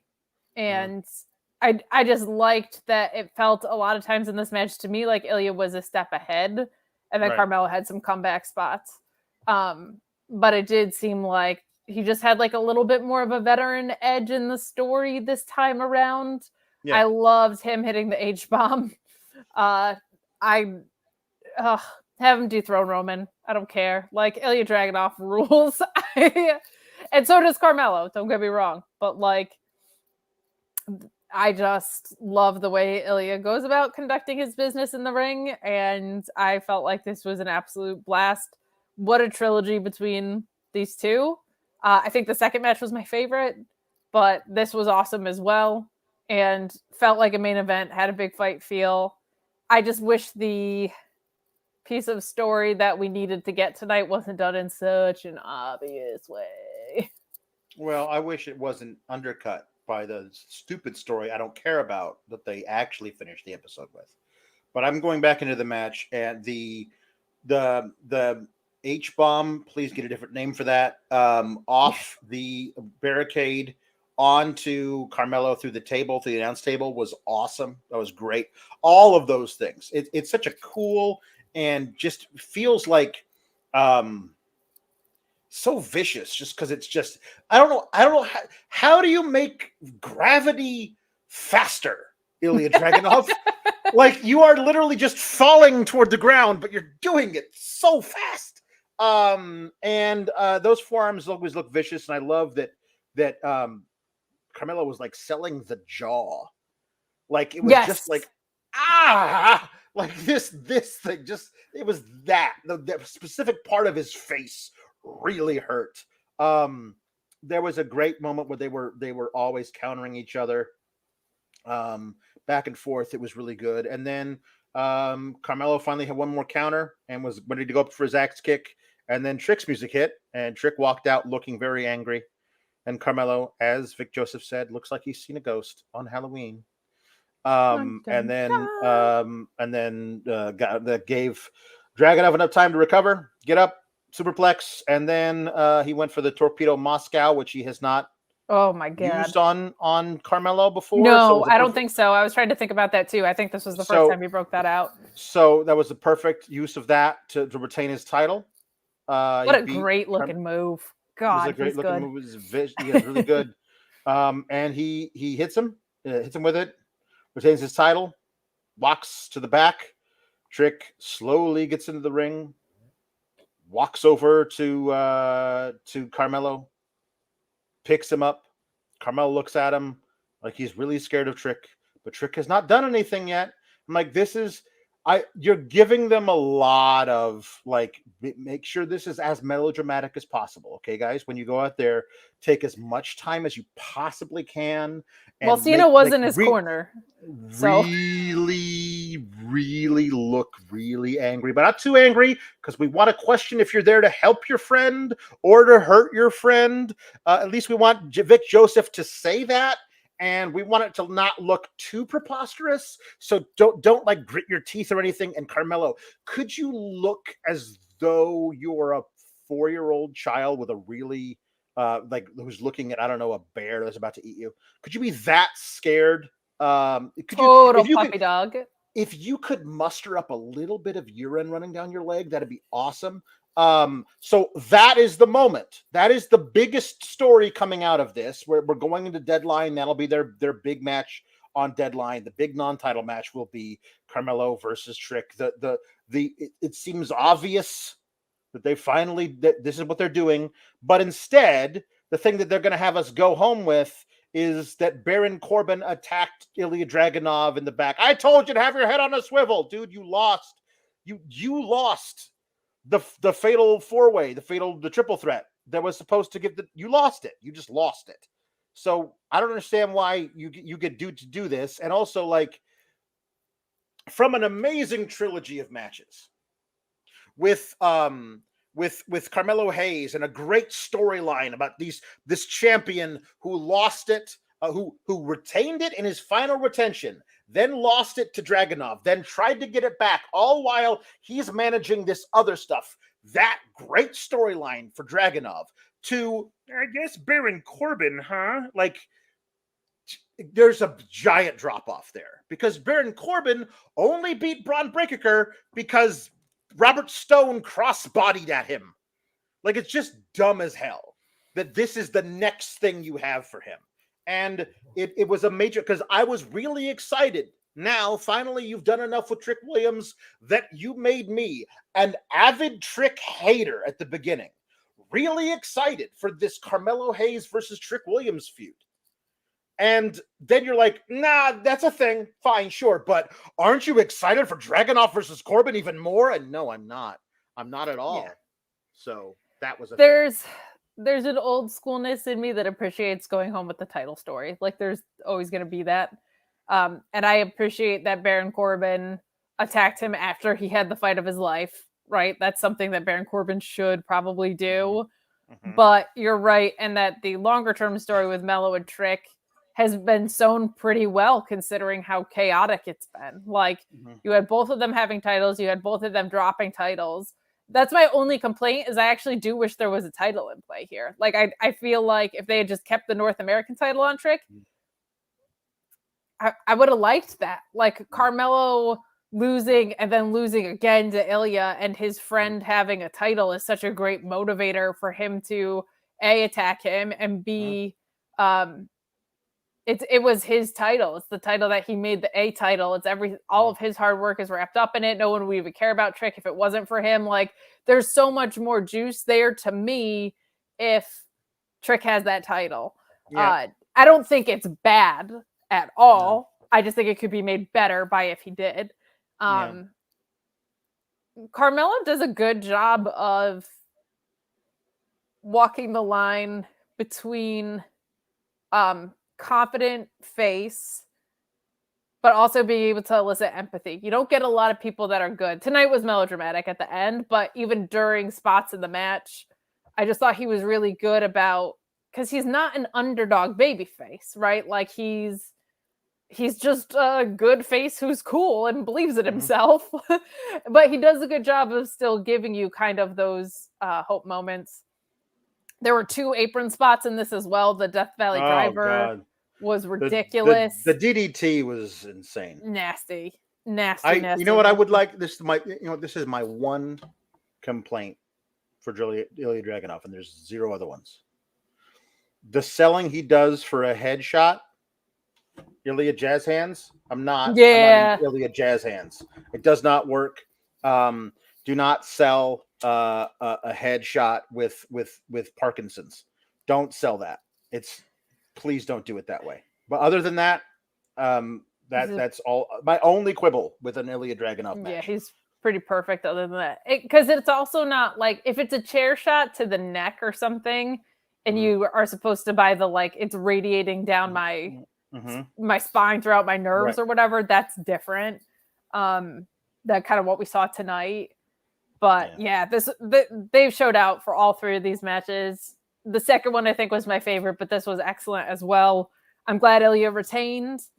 I will give them some room with Baron Corbin because I've actually mostly liked what Baron's done when he's come back. But you're right in that they shot themselves in the foot by having him be in that 4-pack because it just he straight up lost an opportunity to make it when we all kind of thought he might have done it here. Feels like just a random Halloween Havoc match is the perfect thing for Corbin to get his one and done shot. Meanwhile, they have, Carmelo Hayes angry at Trick Williams, but then they do the Trick Williams got hit by somebody. Speaking of which, Meet Normus says, for a hot second, I thought Don Callis attacked him. Maybe that's possible. And then Spooko bringing up the people are saying that Lexus King attacked Trick, and that was hinted at in this promo earlier. What I've already done, but I'll let you find that out later. And here I'm telling you to tell me that's exactly what happened.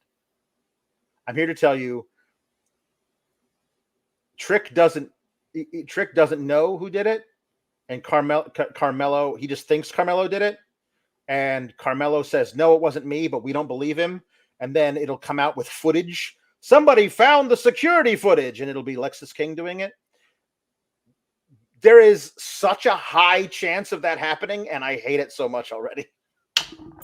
I don't like it for a lot of reasons, actually, the more I think about that. I don't like I'm not my dad, I'm my own guy thing, and the first thing he is someone else's henchman. Is kind of lame. No, not a henchman. He did it just to cause chaos. That's my brand he's a name. Loose cannon. Because he's a loose cannon. I'm not my dad, but all I do is cause chaos around here. I'm not my dad. How dare you? I do things my own way because I'm living my life, the exact life my dad lived, but I'm not my dad. Like, to me, it just feels like they're pawing so much attention to the fact that he's not his dad, that he's his fucking dad. I don't hate you have to do it right though. And they don't do a lot of things right because it's very nuanced and you have to be a really good actor to get it done. If they're doing it in vignettes, to at least get multiple takes. But like this idea that he can't get away from it, that it's in his blood, there's something really, really good there. Here's the worst case scenario. They're going to turn him into NXT's The Joker. That he just wants to watch the world burn, man. Like he's gonna be the guy who just stings kids all this time. Because he's hilarious. It's gonna be so hilarious to make Trick think that Melo did it, and Melo's gonna say no, I didn't do it, but nobody's gonna believe him. I don't want your stupid titles. I just want to watch the world burn, man. You squares wouldn't understand, man. I swear to God, it's this close to being a reality. Can we call Pillmanizing kinganizing things? Like, can we just go that far? Like, my God, he kinganized it with the steel chair. Yes. Yes. Yep. Yes. That's a thing that's going to happen. Will Chisholm, talking about Vince no longer being in control, says it did feel like they had call-up plans, but Vince forced his way back and got into the weeds, and then Endeavor turned heel on him. And now it feels like HBK and Triple H are trying to get a plane off because Vince didn't care. Yeah, they're trying to figure out what they're going to do with all this stuff, but it does feel weird. I will say, like, we come out here and are pretty critical of the creative direction. It has felt like every time there's a change in that leadership, some page gets flipped, and that's something that's completely out of their control, right? So, it's our job to judge the end product. It doesn't really matter why things happen, but at the same time, like, I certainly understand we had 6 months of booking planned for this person, and then they got released because Vince felt like it, or Triple H had these ideas. Let me guess, 5-card pay-per-view, for example, and like plans for certain talent and how they're going to interact with the main roster. Yep. All that has looked completely different under those two guys. So I get the start and stopness with that. Yeah. Will Chisholm says, remember when we first saw the Creed brothers? We thought they were just white bread. Now, for some sick reason, I want to see them in the ring with Brock Lesnar. That's not a sick reason. I think Brock Lesnar's retirement match should be against Julius Creed. Ooh. I think Julius Creed should be the one to send Brock away for the rest of forever. Like that. That's the guy to give the rub to. The guy who beats Brock for the last time is Julius Creed, because Julius Creed is the closest thing we're ever going to see to the freak of nature that was very, very, very, very, very young Brock Lesnar. So yes, I that's not a sick reason. That's awesome. It's going to be Roman Reigns for the 12th time. Well, yes, obviously it's going to be Roman Reigns. What are you talking about? I'm saying what it should be. And also, this is awesome for Luis and for everybody else. On Rampage, it's going to be Dia de los Muertos celebration.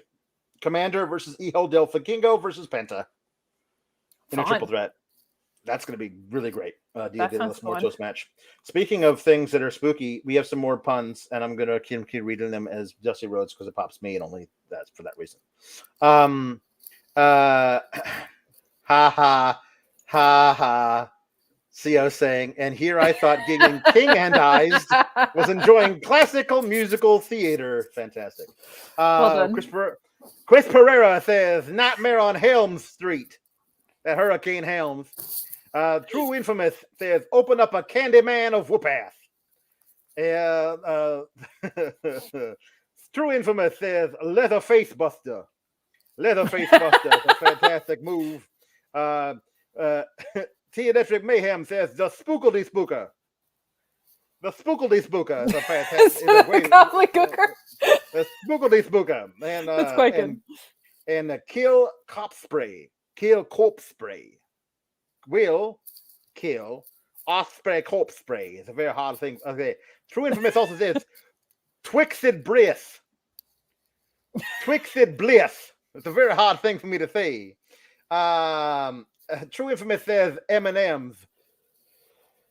Like it's, M&M's is M&M with Melina and Nitro and Morrison with M&M, but also M&M's the candy, you understand? I gotta be honest, I had no idea that was a thing. M&M? Morrison? That was Melina, I knew they were. Morrison. I knew they used to. Melina, Nitro, and M&M's. M&M's. MD Spooko says Banana Starburst and Laffy Taffy are dope. Sorry, Kate. Whoa. It's lemon Starburst. That's why they taste good. I'm sure there's a banana in there somewhere. Some kind of crazy different kind of Starburst is out there with the banana flavors. Meet Norman says, Ilja, we read that one. Hold on, I read this one as well. This one is I believe this one from Feeling Dreepy is gonna be a what you call a jukebox. So look for this one for Feeling Dreepy right here at the top. That one, Luis, that is a jukebox. Tom LaValle says a Stabby Guevara and Crispy Jericho. Rice Crispy Jericho. Insert Clever Tegan Knoxburn. Insert Clever Tegan Knoxburn. Says Simpsons Shrigan House of Horrors. Not sorry. I don't know sorry. anything from The Simpsons. Sorry, not sorry for the Simpsons reference, Kate. Feeling Dreepy says an LA nightmare before Christmas. That's Christmas is a fantastic thing for me to say. Meet Norman says it's a boo day. Yes, it is. Xavier Haunted Woods. Kofi kills a ton. And Big Eerie, the evil power of spookitivity. T-Electric Mayhem says the Lever Bates Motel. The magical final girl, Yuka Spookazaki. And Count Dracumaga. Wait, I'm sorry, who was that? Yuka who? Yuka Spookazaki. Okay, gotcha. and not Sukazaki, but Spookazaki. Sorry, one more time. Who was it? Yuka Spookazaki.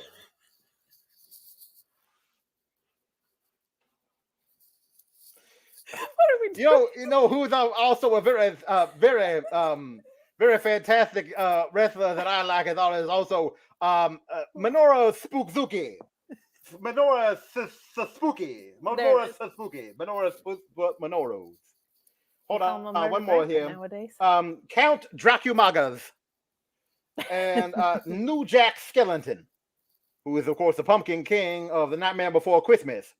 And True Infamous says the Schism. Second New Jack reference in 48 hours. It is the Schism. Should be rebranded as the Skittles. The Schism becomes the Skittles, of course. Thank you very much. Right, that's good. No, wait, hold on. Yeah. It's so weird to hear you talk normal after all that. Dwayne Pop Rocks Johnson, if you will, baby. I forgot if you will. I forgot about that. If you will. That's a very important thing. It's a very important thing to say as Dusty Rhodes is if you will.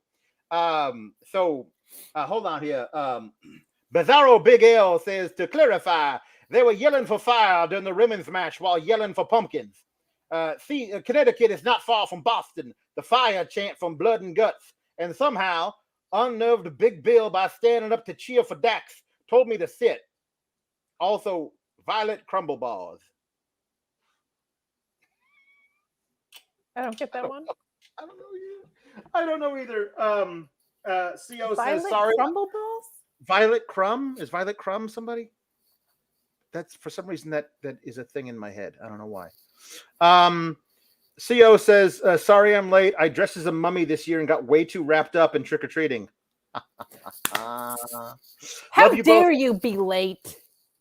I'll catch up with Boney and Barbie in the morning. Thank you, CO. Okay. Mr. Bandana Head is formerly known as Aaron H. It says, thank you both for your hard work. Having a bit of an anxiety episode. So this show is a big help. In honor of the spooky season, can we hear the Undertaker's Death Valley promo? Luis is currently looking for it. If we do not find it, we will find it by next week, and we'll definitely do it for you then. Hold on, though. What? Anxiety sounds a lot like he's having some difficult times. Like he's having some hard times. Well, and listen, I'm just wondering if maybe Dusty Rhodes might have some comforting words for our friend. That's all I'm asking. Hard times is the hard times is much like hard candy. It's hard. We don't have one of those to throw to, do we? No, we don't have one of those to talk about. They're the hard promos that we're going to talk about. But hard times, Mr. Bandana Head. I want to say to you, Mr. Bandana Head, if you have hard times, you gotta buck up and keep going, because that's what my son does. When he gets knocked down, he gets back up again. And they're never gonna keep him down. They're never gonna keep him down. That's right. So Feeling Dreepy asked for Dusty to do the tub thumping.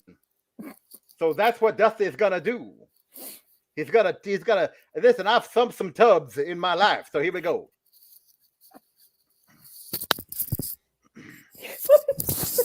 We'll be singing when we're winning. We'll be singing.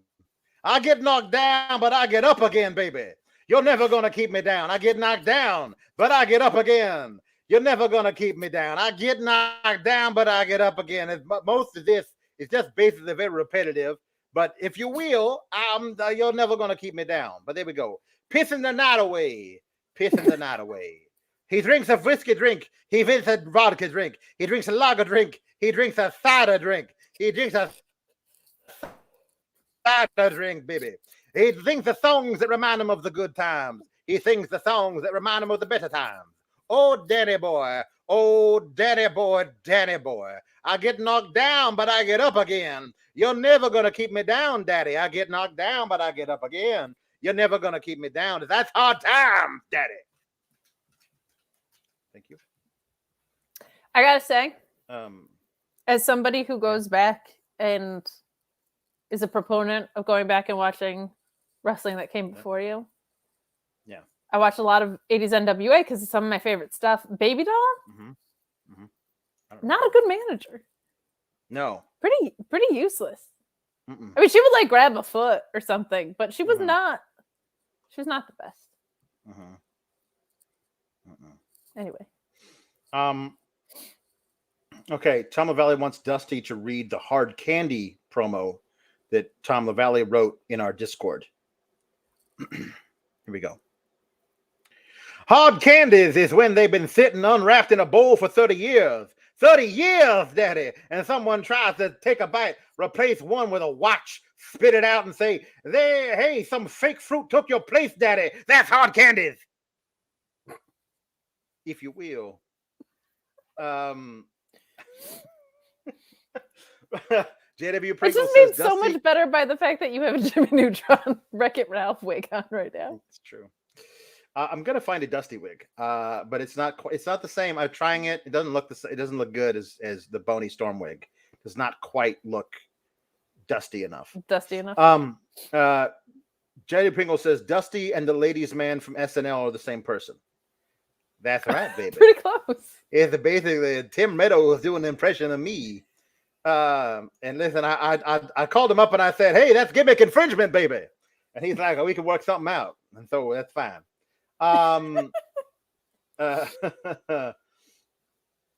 Okay. CO wants something else that we can't quite get yet as well. Electric Mayhem has asked for Darby Allin singing something, but I'm not sure if that's me or if that's you. Okay. I don't know either, but I do know one thing. Yeah. And that is we are having so much fun with voiceovers. Yes. So much fun with voiceovers. So much fun with voiceovers. One might think that you were a professional voiceover artist, but I'll tell you who is. I'm an amateur one. I'll tell you who's a pro at this. Okay. And that's right. Matthew Hooks of our own That's SGS right here of Hooked on Voiceovers, or Hooked In, excuse me. We love Matthew Hooks. He's very supportive of us, but he's not just very supportive of us. He's not just a beloved member of the SGS. He is a professional voiceover artist. His reels are on his website. He represents national and international brands. He is a pro. I can't speak to whether his Dusty is as good as yours or not, okay? But I do know you're not going to get a Dusty finish with this guy, okay? You're going to know exactly what you're getting because he is a pro. Go to hookedinvoiceovers.com or email Matthew Hooks at hookedinvoiceovers@gmail.com. You can also follow him on the Twitter, X, whatever you want to call it, at hookedinvoice. We love Matthew Hooks for continuing to support us. Please support him as well. He's got it all covered for you. He can do it all. Check out his demos on his website. And, maybe we'll have him on one day to show us how to do things that aren't, extremely silly wrestlers. That would be fun. Yeah, that would be good. Might be good. Okay, so it looks like we're not be able to find the one you requested, Mr. Bandana Head. We'll do it next week. CO will find this one. CO wants Giovanni and Tiffany to read the exchange when Clarice and Hannibal Lecter meet for the first time in Silence of the Lambs. We're having trouble finding that dialogue, but we will find it. We will. I promise you. Oh, we didn't do the Darby Allin one that I interrupted. No, I know. We're gonna do that one, but like I'm saying, there's the ones we rock be able to do. Because we have now it's too later. So Mr. Bandana Head, I do apologize. We are going to find it at some point. I promise. I think you should read the Darby Allin one, and I'll just okay. What if I read it, but then you could like lip sync it? So I'm gonna go away for a second. Hold on. All right. Okay. So now you are going to lip sync this. Here we go. In old Transylvania, when I was a lad, our castle was poor, but we never were sad. We learned to be happy. We danced round the hall, and learning to count was the key to it all. By counting each count, I knew where to start. And one special step, stay close to my heart. 1, 2, 3, spread out the cape. 1, 2, 3, twirl round the floor. 1, 2, 3, left foot you swing. 1, 2, 3, then start to sing. 1, 2, 3, loud as you please. 1, 2, 3, counting with ease. 1, 2, 3, doing the batty bat. Batty, batty, batty, batty, batty, batty, batty, batty, bat. 1, 2, 3, count. Batty, batty, batty, batty, batty, batty, bat. Won't you dance with me, Malachi Black, doing the batty bat? Pretty good. Thank you. Pretty good. Okay. Yes, there is a Ricky Jukebox Lieutenant photo. Yes, there is. We're going to do this one now. Hold on. But I have to go away one more time so we can get Ricky Rainbow's Halloween costume.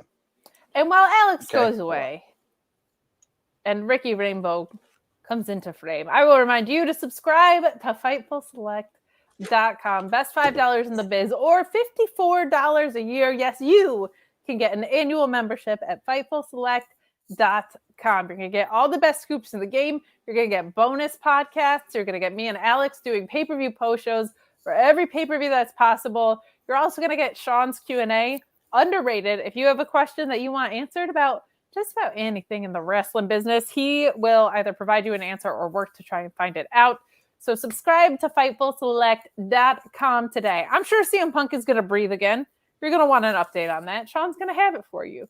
Yeah, Drew McIntyre news.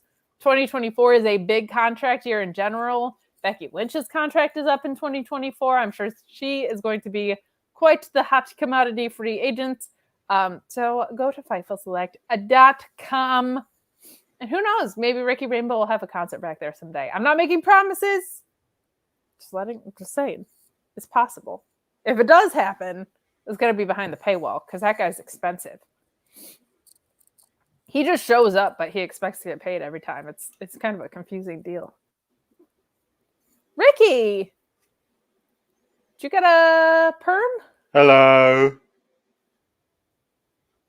Did you get I got a perm. It looks great. Because I was going to be a clown, and I thought, well, I don't need to buy a wig because I've got the right colors of the hair. But of course, it's not the right style, so I went and got a permanent. A permanent. Apparently, they lost the shipment of rubber noses and giant feet in the mail. Oh, so it's really no. just well, nobody knows walking where your around like address this. is. That makes it tough to track you down because nobody knows where you live. Yeah, no, it's because see, I have so many different places of residence. It's hard to find me every now and then. But I called all of my butlers, and there has not been a delivery of rubber noses at any place that I've lived in the last 30 years. So. Well, when you fill out the address and you just put "you tell me," that doesn't really lead to anything good, you know? Yes. Everyone has won. I have gagged all the girls. Honk honk indeed. So this is the one I'm supposed to read here. It says Ricky Rainbow recites "Somebody's Watching Me" by Rockwell. So here it is. I'm going to recite it. I hope you like it. I'm just an average man with an average life. I work from 9 to 5. Hey, hell, I pay the price. All I want is to be left alone in my average home. But why do I always feel like I'm in the twilight zone, and I always feel like somebody's watching me, and I have no privacy? Oh. I always feel like somebody's watching me. Tell me, is it just a dream? When I come home at night, I bolt the door real tight. People call me on the phone. I'm trying to avoid. But then the people on TV see me, or am I just paranoid? When I'm in the shower, I'm afraid to wash my hair because I might open my eyes and find someone standing there. People say I'm crazy, just a little touched. But maybe showers remind me of Psycho too much. That's why I always feel like somebody's watching me, and I have no privacy. I always feel like somebody's watching me. Who's playing tricks on me? I don't know anymore. Are the neighbors watching me? Is the mailman watching me? I don't feel safe anymore. Oh, what a mess. I wonder who's watching me now. The IRS, they are, because I have not paid taxes in quite some time. Well, The IRS is watching me. I can tell you that. I mean, you should have a lot of tax breaks with all the residences that you buy, though. They will even out. Yeah, that's true. But I mean, I owe a lot of back taxes in a lot Oh, of really? different companies, companies. I own companies, and I live in countries. I also own a couple of countries, and I live in a couple of companies. But you never know. I could be lying because I'm a mystery wrapped in an enigma wrapped in an egg roll wrapper. Hold on, I'm gonna do one of these there. See, because you never know with me. Could be this is a perm. Could be this is my real, regular, naturally curly hair, like Frida in Charlie Brown, and I actually get it straightened when I'm usually on here. You never know. So Don't know. anyway, I don't know. Listen, hold on. There's another one here, but it's supposed to be Giovanni to do it, and I'm not Giovanni anymore. So I promised CEO we're going to do this one that you requested. We're going to do it next week.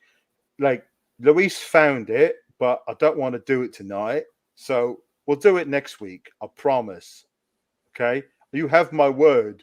And who can you trust more than a man who lives at 40 different addresses and may or may not have killed people in the past and owes Whoa! millions of dollars in back taxes? You can trust me, obviously. You know what? Yeah. Sure. Fantastic. Sounds great. Do you have any thoughts on Crown Jewel? Only that I saw the crown jewels when the queen was still alive. She let me come in and look at them and wear them on my head for a while. It was fun. That sounds like a blast of a time.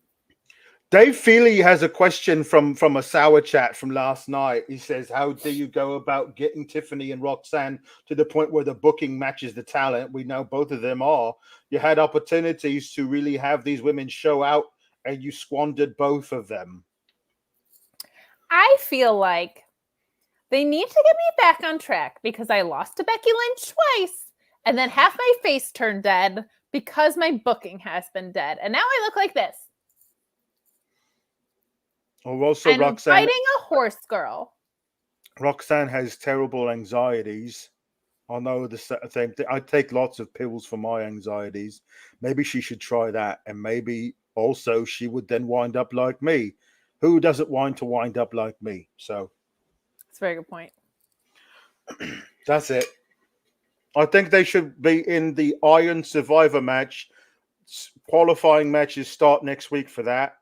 And then they should be in that. That's a good call. Thank you. Happy Halloween, everybody. No, Ian R has a pun. What's the pun? Did I miss it? Oh, Ian R says, Ian Riccaboni says, Kate Elizabeth Harvest. Oh, that's a good one.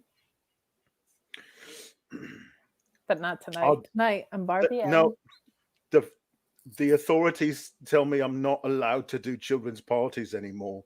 Oh, no. Keep cool, gabagoos. Toodles.